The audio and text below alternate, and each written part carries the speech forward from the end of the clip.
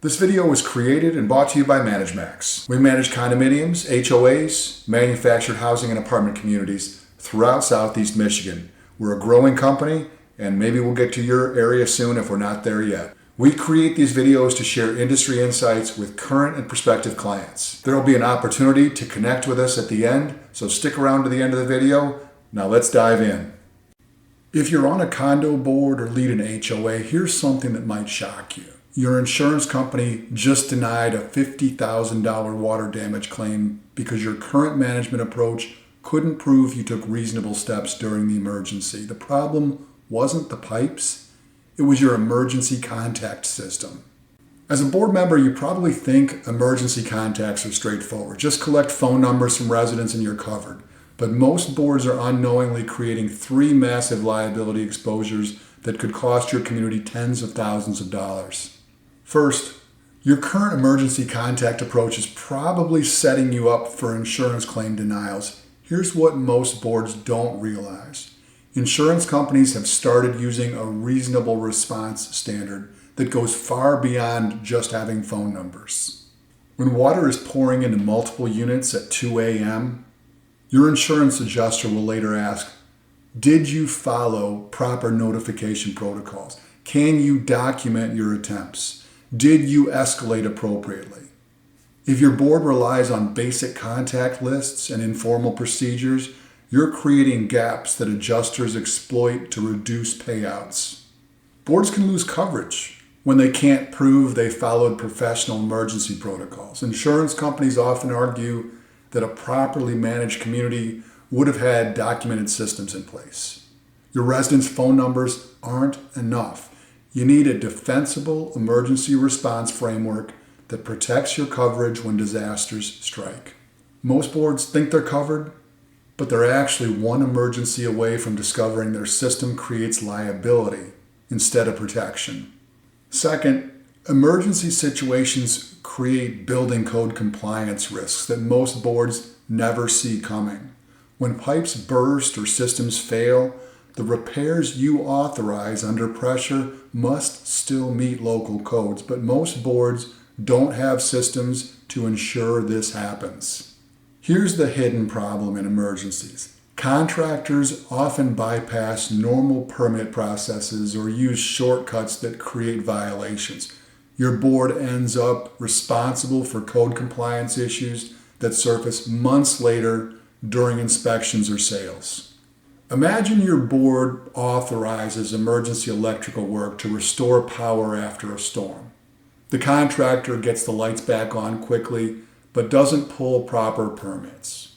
6 months later, during a routine inspection or property sale, the code violation surfaces. Your community faces thousands in fines and has to redo all the work to meet standards. The board thought they were being responsible by getting quick repairs, but emergency decisions without proper protocols can create expensive problems down the road.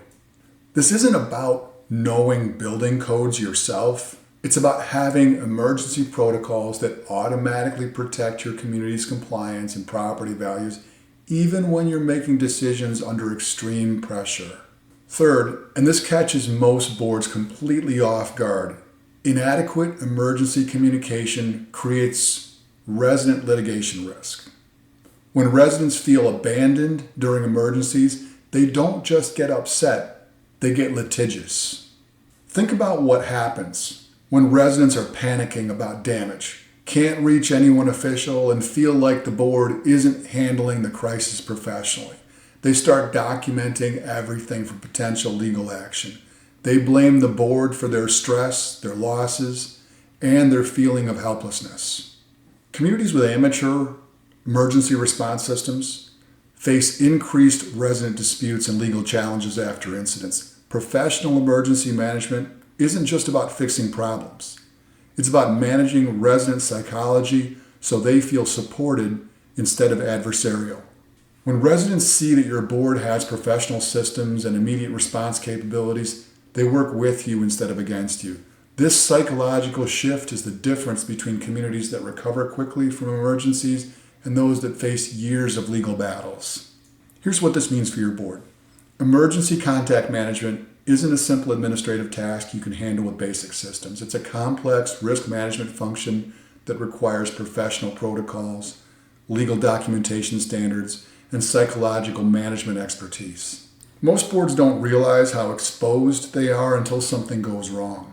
If you're wondering whether your current systems actually protect your community or create legal liabilities, that's exactly the kind of assessment professional management companies should handle, though not all of them effectively guide their clients through this critical evaluation. The question isn't whether you'll face emergencies, it's whether your current approach will protect your community when they happen. If you found this perspective valuable, we invite you to connect with us. Facebook viewers, like our page and follow us for regular updates. Feel free to message us directly with your questions or community challenges. Instagram viewers, hit follow and feel free to DM us with your questions or community challenges. YouTube viewers, subscribe to our channel and check out the video description for helpful links. Visit our website to discover our thought leadership content, books, and resources that can transform your community management approach. Whether you're dealing with the challenges we discussed today or other community issues, we're here to help. Thanks for watching, and we'll see you in the next video.